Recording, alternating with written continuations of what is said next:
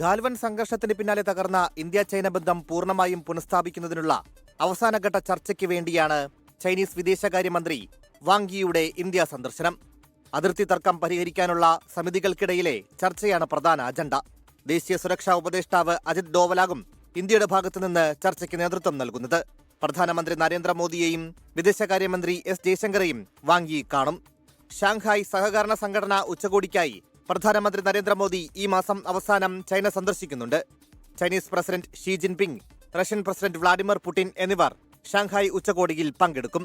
She ജിൻപിങ്ങുമായി Modi കൂടിക്കാഴ്ച നടത്തിയേക്കുമെന്ന റിപ്പോർട്ടുകളുണ്ട്.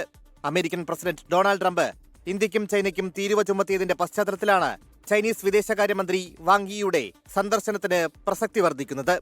ഈ നടപടിക്ക് പിന്നാലെ ഇന്ത്യ, റഷ്യ, ചൈന എന്നീ രാജ്യങ്ങളുമായുള്ള ചർച്ചകൾ സജീവമാക്കിയിരിക്കുകയാണ്. ബുധനാഴ്ച എസ് ജയശങ്കർ റഷ്യയിലേക്ക് തിരിക്കും. 24 ഡൽഹി.